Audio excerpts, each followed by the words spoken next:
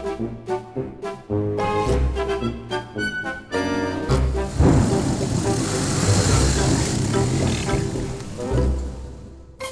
that recording? When it's flashing, is that recording? Dave is a SD card stealing water bottle backwasher. So you might ask yourself, what are Riley and Dave doing in the Awesome Players F-150?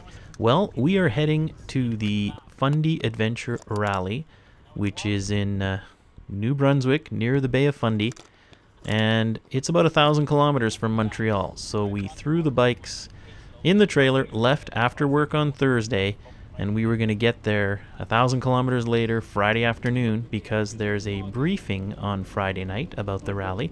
Then we would ride the 500-kilometer event on Saturday, and then Sunday morning we would go to the awards breakfast and then drive 1,000 kilometers home.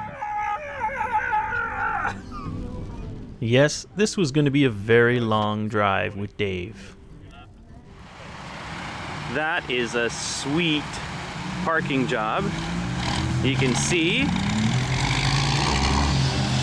the official tow vehicle of the Awesome Players is here. Dave, what are we doing in Lévis? It's a major jackknife. As you can see, this is seriously good parking. Maybe we shouldn't have had those beverages last night before parking. You shouldn't. What are we doing in Lévis? We're on our way to Sussex. In England? Sussex, New Brunswick. And my God, is it raining a lot there. The Weather Network today says 50 millimeters of rain all day. No dust? No dust, and going to be very, very soggy and muddy. Yeah. Looking forward to it. Ooh. Nice, clean F800. Manly. Peeing with the lid up F800. Here we go.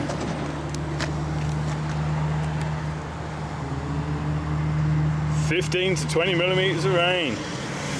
15 to 20 millimeters of rain in the evening. And another 5 overnight.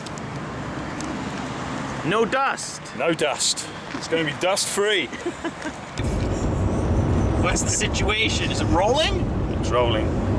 Okay, we just got a phone call from Henrik. Henrik just phoned us. Luckily, we were able to get off the phone quick because, you know, he's very depressing. This is hour number 3 in the pickup truck with Riley. And we are 540 kilometers from being 30 kilometers from where we have to be. We have to be there at 6:30 for the rider briefing.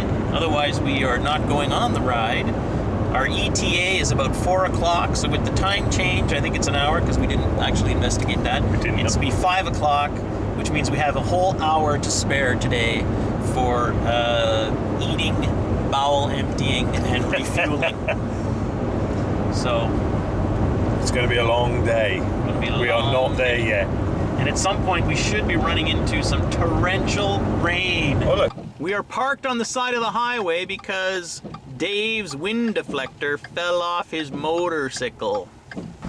Dave had one of them highfalutin wind deflectors, and now he's walking down the highway trying to find it. Dave is walking back to get his windshield piece. I think it's probably been run over by 58 different cars, but still Dave's optimistic. Dave, you found it! I found it! That is a Touratech accessory. It's going to be for sale very soon on Kijiji for, I'd say, $25. It's still got the Touratech sign on it. Still, that'll buff right out. Nice! I'm quite pleased with this. I shall use this. As the day progressed, it would start to rain harder and harder, just as the Weather Channel had predicted. But the biggest adventure of the entire trip, actually, would soon unfold, because just shy of the lodge, we were chatting, and we missed the turn. But luckily, we have GPSs, and they told us not to worry. Dave is navigating. We're taking his route to the hotel. with a trailer. With a trailer, and we have bald tires. We are in four-wheel drive. There are the two bikes in the trailer in the back. Hey. And Whoa. oh, this is brutal. What's the down angle? It's only 8 degrees. It's 8 degrees of down angle, which is actually quite steep. Oh, and the GPS says we've got another 3 kilometers of this. Till we get to the rough part. There is daylight. Holy. We are not reversing up this hill. Oh No. my God, Riley, mate, this is silly. Look at the size of that fucking divot. I wouldn't ride down that on a bike. Ah, we're golden. We will proceed cautiously. And we have no skid plate on this model, eh? The skid plate is a piece of fiberboard that's there for aerodynamics. It's best to just remain calm. I'm trying to remain calm. Thank God I'm in the passenger seat. I knew we should have brought your car. Yeah, because my car would have done this. No, but that's the thing, is we never would have tried it. There we go. How many more kilometers? We at the Awesome Players pride ourselves in our poor decision-making capabilities. We are currently off-roading in a Ford F-150 pickup truck with 2 tons of trailer and motorbike on the back. And this is kind of, ow, ridiculous. Hey, my tires are bald. Tyres are bald, and this is what we're kind of going over. It's hard to tell from the video, but some of these hills we were going down were just way too steep to have any chance of backing up, especially with a trailer and some pretty worn out tires. So we decided we would just keep going forward, and if we met an obstacle that we couldn't deal with, we would unhook the trailer, maybe push it into the ditch and try to turn the truck around. Or, worst case scenario, we would unload one of the bikes and go running for help. So this is the road Dave has navigated us on. Dave, good work.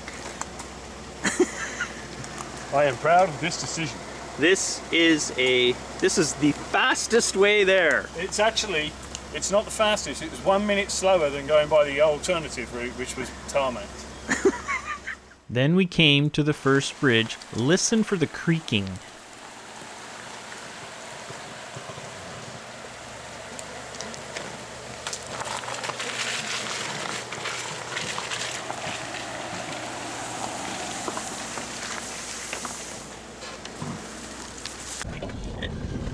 So we have, there's some mighty big rocks in the road, but we have covered now probably about 3 kilometers of this shit. That bridge was pretty sketchy. There is a bridge which we have filmed in an earlier snippet, which was pretty sketchy, and we decided to do a proper engineering test to assess its suitability for traversing high weight vehicles on multi-axles, and that was 220 pound guys got out and jumped up and down on it for a while. It made no creaks or groans, so I made Riley try it out while I waited outside and filmed the event. And there we go. So we are getting close now. We're getting close. Pretty suspicious of that bridge.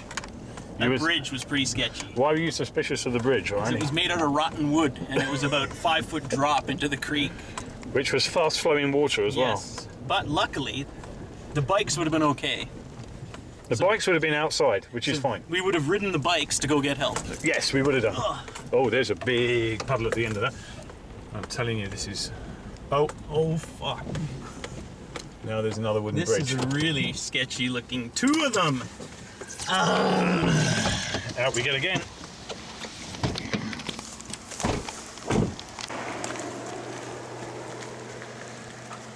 Jesus.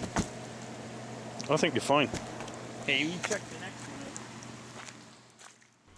Now, to be clear here, yes, my truck does have 4-wheel drive, and I'm not shy about scuffing up my off-road vehicles, but this truck is really my family car, and usually the toughest thing it does is go to the mall.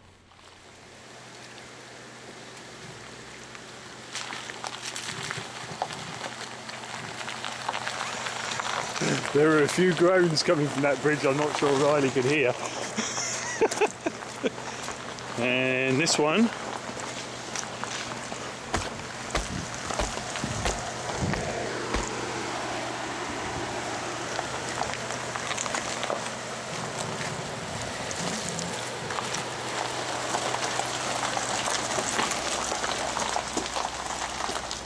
Keep it going, keep it going. That's good. Paved road! Real road! Oh, okay, which way do we go? Computer says don't know, lost you. Just don't tell me Hang on. straight. Left. Oh, thank fucking God. Turn left. Good my side. Oh, hold on. Continue straight. So, Riley, how much fun was that? Have you ever done that kind of off-roading in this truck before? This is my poser special drive to work shiny truck. This is not the... Would you rather have done that in the minivan? Yes, because I hate that thing. That was actually stressful, I gotta say. Yes, that was. I'm not going to say what I was going to be doing when I got to Adair's Lodge. I don't think I need to now. It's been pulled back in. Dave, Yeah. what do you think? What do you think about our decision to have rented a room? I have to say, if there was a championship for poor decisions and for good decisions, today we would have won gold medal in both. The poor decision was the ATV trail which we went down. That was a terrible decision, but it was fun, especially as it wasn't my truck. And the good decision, the really good decision, was to get a room. Not a room, the last room. The last room. And everybody else is in tents and caravans. And we were super happy to have a room, since it was going to be a very wet weekend. It's nice to see that even on the other side of the country, there's players. This is player Najia's bike, and as you can see, she is a true player. Her husband Sharif was there too. Super nice guy. The way this works is on Friday evening, there's a meal, which is included. And then after supper, there's a briefing about the following day's event. And here you can see Rob Harris, who sadly is no longer with us. He passed away in a motorcycle accident a couple of years after this. And he was kind of the backbone of this event. And he's also the guy who put together the Mad Bastard Scooter Rally. So I really like this format where all of the routes and all the dangers and everything are explained on the Friday, and then on Saturday morning when it's time to ride, all you have to do is show up and ride, and there's no crazy early morning briefing. The interesting thing about the Fundy Adventure Rally is that unlike a lot of rallies that will have an ABC route, with varying levels of difficulty, the Fundy is broken up into a bunch of different sections, and each section ends at the same spot, so that you can decide to do section 1 easy, section 2 medium, section 3 hard. And depending on the length and difficulty of each section, you get a certain number of points. And then, at the end of the day, all those points are added up and you get gold, silver, bronze, or participation. So there's a little bit of strategy involved, which is kind of fun. And it's nice that during the day, you can also kind of change your plan. So it's a really interesting format. And as you can see, it's not huge. There's only about 100 or so riders. Rob's wife, Courtney, was also very involved, and here she is giving us the spot messenger briefing since each team had a spot so they could be followed. Well, it is Saturday morning, and we are getting ready for the Fundy Adventure Rally. Dave, you ready? Ready? Lots of different kind of bikes, DRs, XRs, lots of BMWs. BMW is one of the big sponsors of this event, and of course Dave and I have got our trusty 800s. So we are leaving in about half an hour. It's a staggered start. So we got to head over to the starting tent at 7:30. BMW has always been one of the big sponsors of this event. And every year they also usually bring in a fleet of demo bikes to ride, which is always kind of fun. Player Sharif on his 1200 GS and his wife Najia on her TW made an interesting team. Morning. So this is an incredibly well organized event, and here you can see how the morning start actually unrolls. You're in one of our YouTube videos right now. Read Canada Moto Guide. So basically, you are assigned a start time. You show up at your start time, and then you roll up to the BMW Motorrad tent here.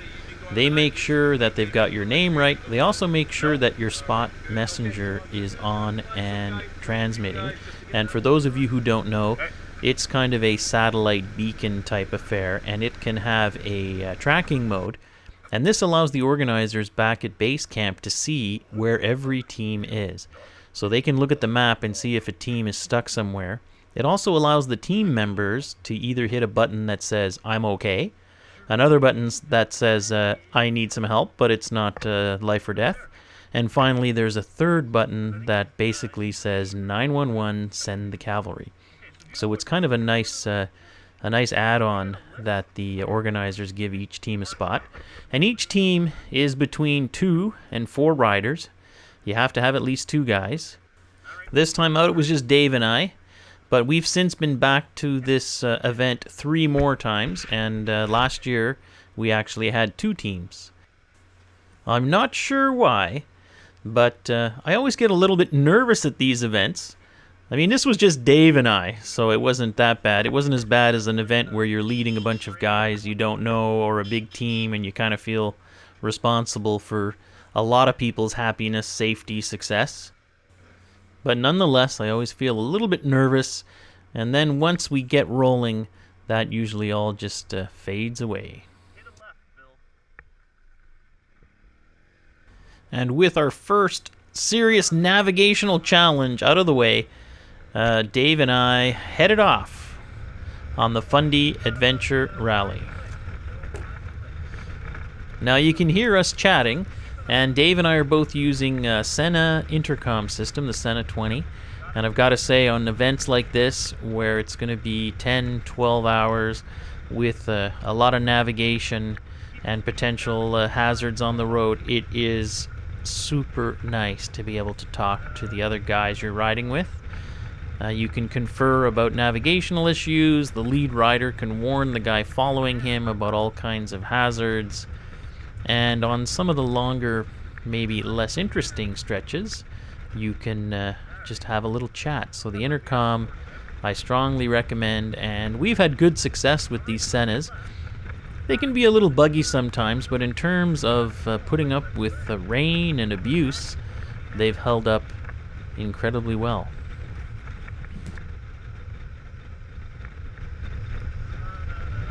We may have succeeded in our first navigational challenge coming out of the parking lot, but we failed in the second one and missed the very first actual turn of the route. So we tucked tail and did a little U-turn. You can see it's just raining lightly, and it would kind of rain off and on for most of the day.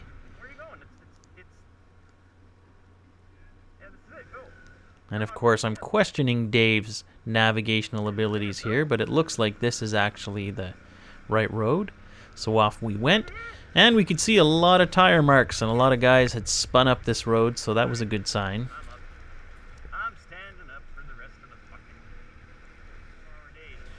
It wasn't long before some fast movers caught up to us and passed us. So I like to keep my mirrors folded out so I can see the guys coming. If I'm not mistaken, that first bike sounded like a KLR, so I guess everybody's definition of fast is different. Fast in this case just means faster than us. It wasn't long before we came upon the 2 guys who had just passed us, and they seemed to be having some navigational issues, but we were pretty sure that straight was the way to go. One of the things we've learned from doing these longer rallies is what really kills you is stopping. You don't have to be super fast to get it done, but every time you stop for 5 or 10 minutes, in order to make up that time, you've got to really haul. So we prefer not to go that fast and just keep rolling. This first section is really typical of what a lot of the riding is like on the Fundy Adventure Rally. And as you can see, we keep coming to these intersections that branch off in all directions, so there is just a ton of great riding to be had in this area. And a lot of it, if you stay on this type of stuff, is really nice on big bikes. Just a little over 5 minutes later, the boys behind us caught up to us and passed us yet again.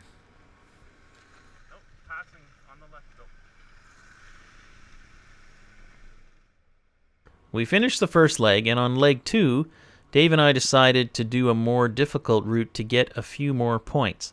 Sometimes the difference between the easy route, the medium route, and the hard route might only be a couple of 100 meters. In this case, the big difference was a water crossing, and we had been warned at the briefing that in normal times this water crossing might be 6-8 inches deep. But given the fact that we had had 50 millimeters or 2 inches of rain the day before, we were warned that it could be a little bit higher.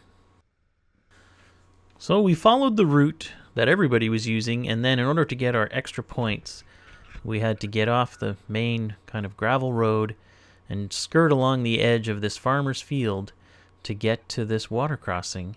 And when we turned the corner, we could see that there was a little bit of a backlog, a few guys standing around, and that was our first clue that something was up.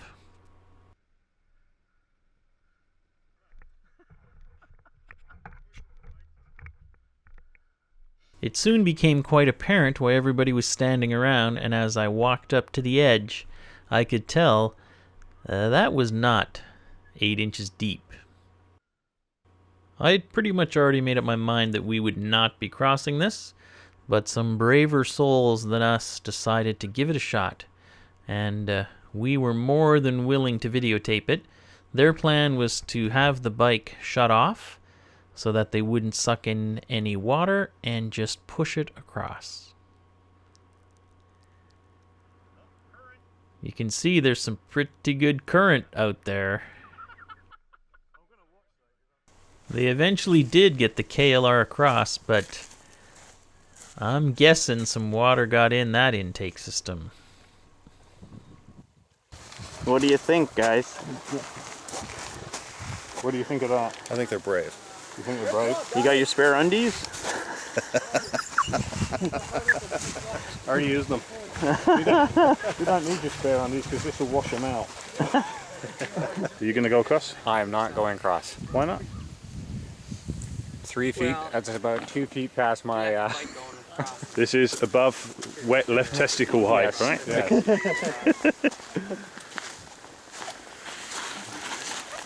How deep is it, sir? How deep is it? It's right there. That's cool. Great for a swim. It's Great warm. Is it warm? It's good going, yeah. Not going to wash you downstream? Oh, nice. Clean the gear. Perfect. Perfect. Thank you. I'll be right back. Having borrowed plug wrench. Now this brave soul you just saw had actually gotten his F800 GS across, but flooded it out, and he came back across to get my spark plug wrench so they could pull the plugs on it and get the water out of the motor. And they did get it going. Sadly, our friend had to cross yet again to borrow more tools. The great thing about being wet is you only get wet once. Once you're wet once, doesn't fucking matter. Looks like the BMW wasn't the only bike to get watered out. I'll be right back. T. Mackenzie, why do you keep crossing that river? Just enjoying the day. Do you even own a motorcycle? I don't even need a motorcycle.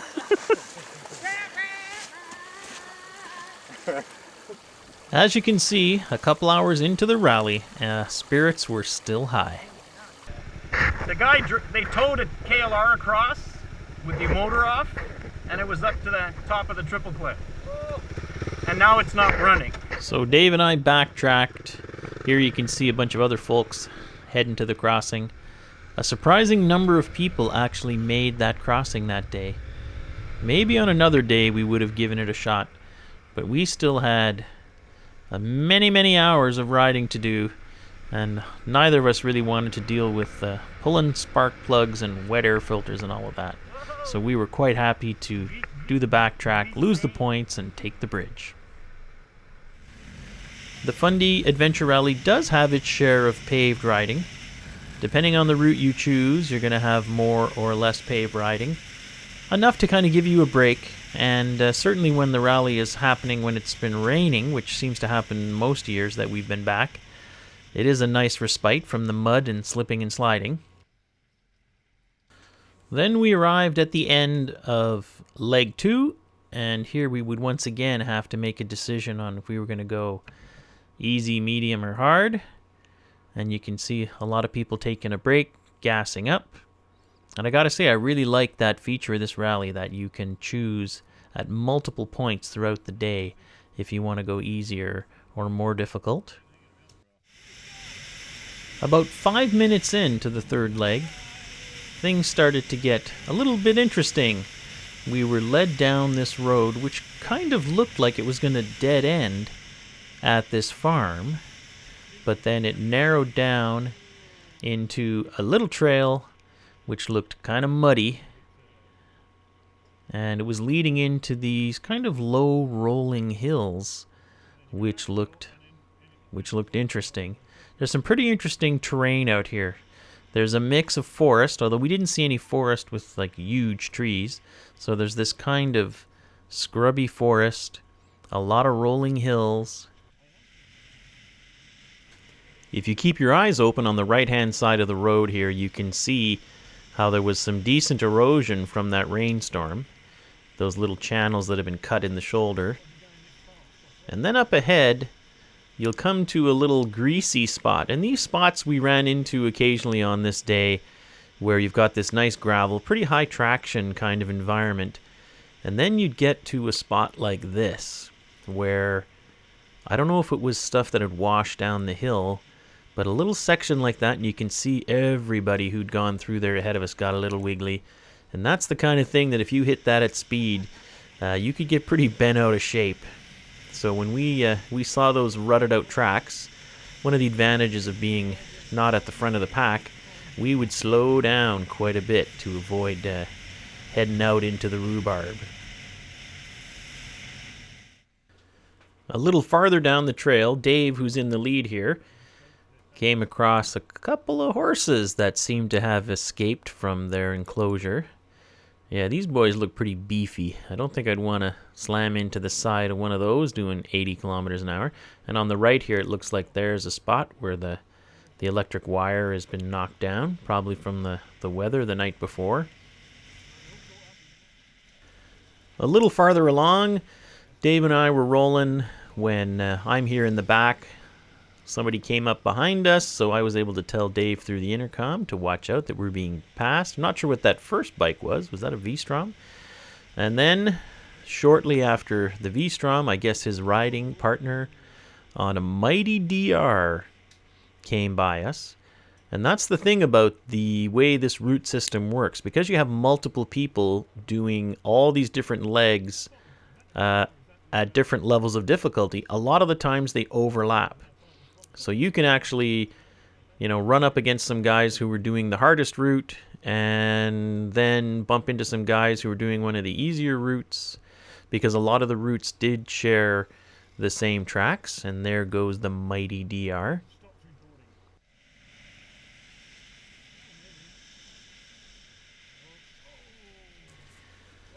Now this next section is a section I remember really well.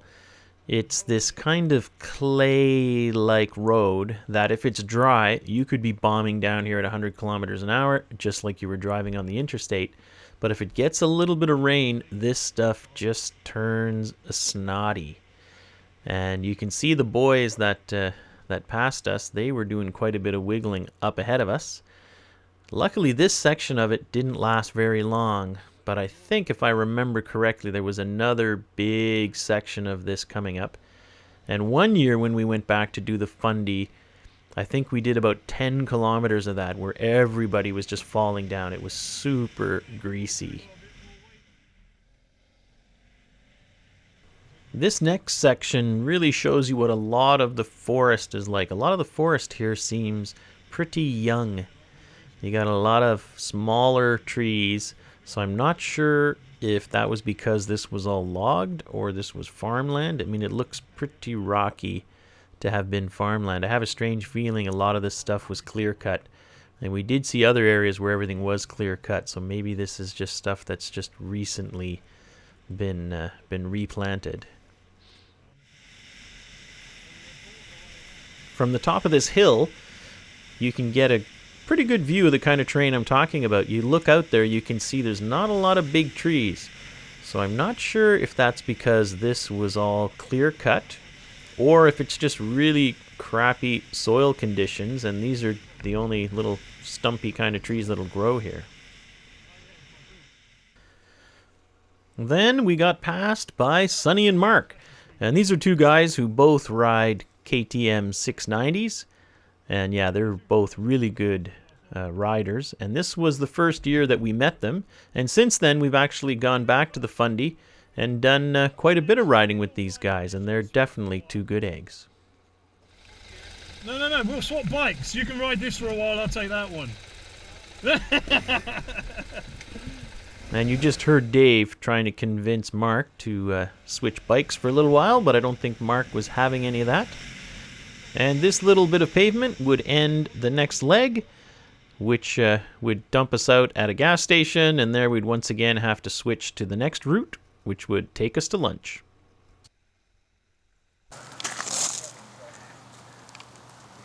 Dave, Hey. what up? Right. Route 00 done, 1 done, 2 done. We're now doing route 3. We're going on to 3 now, so we're probably about a quarter of the way through the rally, about 150, 160 kilometres done so far. Let's get moving, Bill! Let's get on with it. Didn't really roll much footage of that last leg, but it did indeed dump us out at Irving's Big Stop, which was our lunch stop. Lunch stop. We have a mandatory half-hour lunch stop. Where's Dave? Dave, what are you eating? Turkey sandwich. And Good. Good. gas station turkey sandwich. Delicious. And of course, if you're going to do hardcore off-road riding, you got to feed not just the bike, you got to feed the man. Cheetos.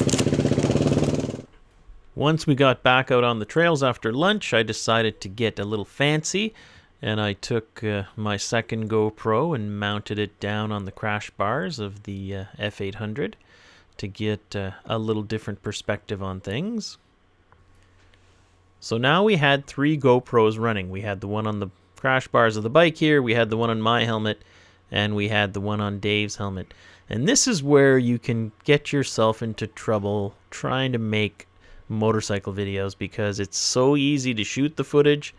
You come back from a ride like this, and if you've let 3 GoPros roll for 7-8 hours, you've got to get that footage all in the editing machine, get it all synchronized, and then start trying to chop it up. And what I've figured out after doing this for a few years is that there's really not a lot of point in having 3 different helmet cameras running from the exact same perspective.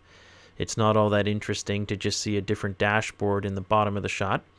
And the other thing I do now is I use the loop function. So the loop function will record 5 minutes, and it just keeps recording 5 minutes and throwing it out.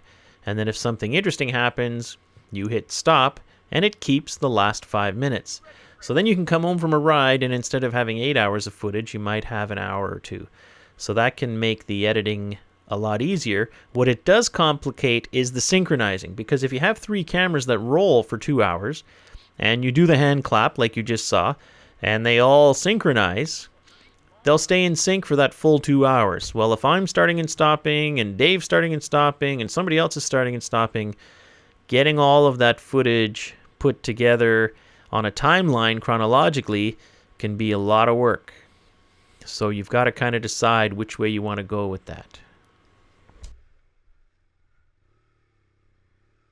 As you can see, this section of trail was pretty wet. And I didn't have enough speed to get over the log, so the rear wheel was hung up. So rolled back to take a bit of a run at it, and then gave her a little bit of juice, and over she went. Then a little voice in my head said, just wait for Dave. And then Dave hit it with that front tire. The log was on a slight angle, and down he went.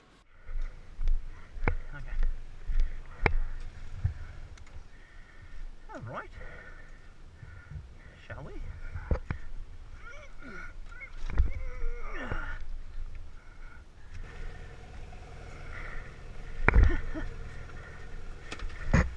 Hey, give her. Go.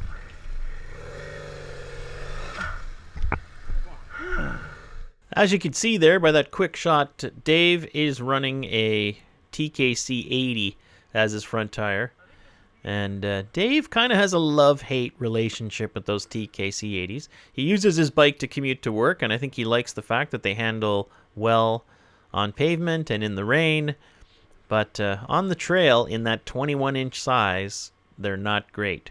In a 19-inch size, like you'd run on a 1200 GS, I think it's a much better tire. But on the 21, I've tried it on my old KLR. I never liked it. So I prefer the D606.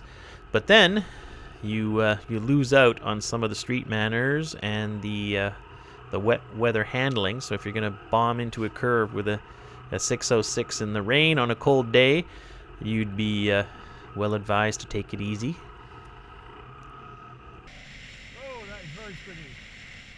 Here's some footage from another really long stretch of that greasy stuff that we had to do. And you're riding along here with Dave.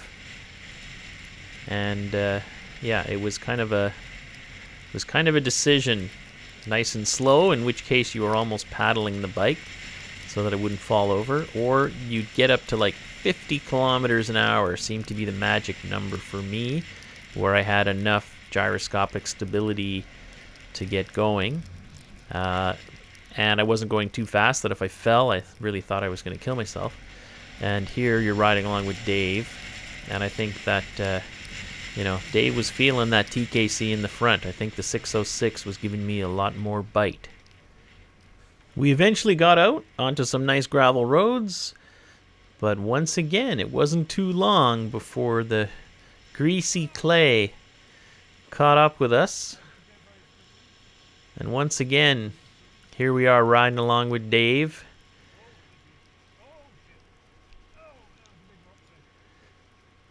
And he was having a hard time trying to find that magic speed. And here you can see he slowed right down. And once you slow right down, I mean, you just don't have any steerage. You're on the grease. You don't have any momentum. There you can see me. I'm going a little bit faster, standing up on the pegs, and I think that worked a lot better. Dave was actually checking out his tires here. I think he was wondering if he had a flat front tire because it felt so greasy.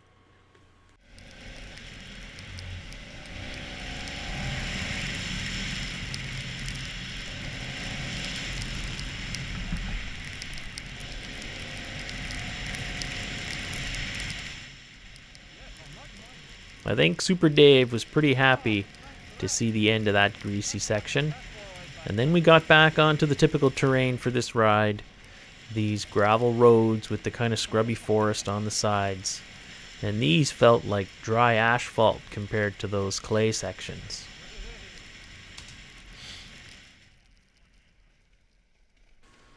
Then the rain started again. And this would certainly be a dust-free ride. It wasn't very cold though, and that's the thing about this. If it's raining and you're not cold, it's not too bad.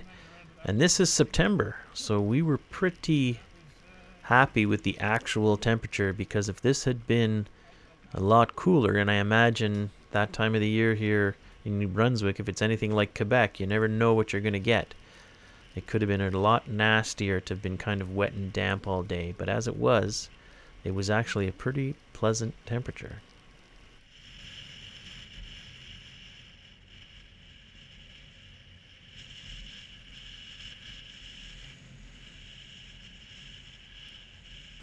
This section ended in the nice little town of Alma, which is right on the edge of the ocean. And this is where I think you get one of your first glimpses of the ocean on this whole ride so far. And once again, it's at a gas station. So you don't need extreme range to do this, because I think the biggest run between gas stations is 100-something kilometers.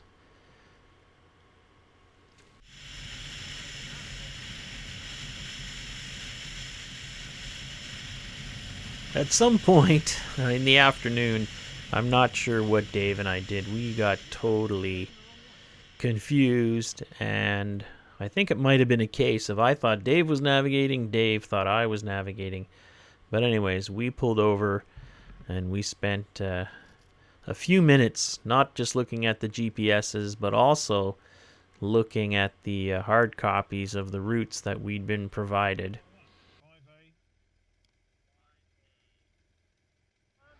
And eventually we figured out that we had repeated a section of a leg, which kind of explained why at one point we saw some bikes coming the other way. Where are they coming from? Then it was on to the last little bit, just before we'd get back to Adair's Wilderness Lodge, which was where the whole thing started.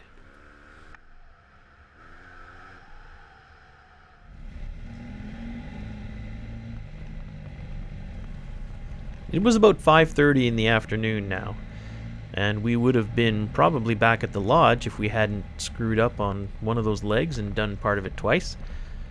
But nonetheless, some of this riding here right before the end of the rally was really nice. Some really nice trails, very reminiscent of the trails we had done in the truck with the trailer on Friday night. And I have to admit, even if it is a great ride, you're always quite happy to see the finish line. Of course, your experience of this ride would be very different depending on the level of difficulty you chose. Dave and I had done some of the easier and medium routes when we'd, come up with our plan the night before. I think the boys who had done some of the harder routes had a real hard time of it because of all that rain the night before. Apparently some sections were pretty much impassable. And even for us, as you saw, you might choose to do the A routes, which are the easiest, and those long sections of hard-packed clay. In a dry year, that would be the easiest part of the rally, where you'd be bombing along at 80, 90 kilometers an hour. Or, after a day of rain, all of a sudden, that easiest part of the route could become one of the hardest. If you're on a big bike with semi-aggressive tires, that could provide a lot of excitement. And here you see us rolling back into Adair's. There's the starting line tent, and there's our host, Rob Harris. It was chocolate mousse. What happened Riley, to you? when did you guys come back? 4 hours ago? No way! What happened? No. Good to see you. Look at that. What a man. It hurts when I pee. I've had 12 hours of that in my ears all day. All I've had was Barney here from The Simpsons belching in my ears. It's been awesome. That night after dinner, there was a big bonfire, and everybody got to stand around and tell self-aggrandizing lies about the ride of the day. Welcome to the evening presentation of Real Fire TV.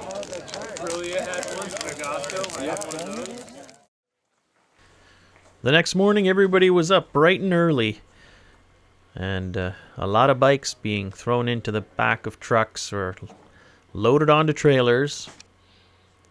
Some of the guys on the big bikes actually rode home. Our friends Nadia and Sharif actually rode home, and she did quite a distance. I think they came all the way from Fredericton with her riding that TW200. Grandpa Dave, how you feeling this morning? Feeling good. Slept for 10 hours. It's good. It's all good. Ready Sore? now for a 12-hour drive home. Because it will get rid of the ache in my shoulders and my hands and my arms. Excellent. That's a sign of a stroke, isn't it? There was no stroking going on. None at all. We went and had a look at the BMW demo bikes.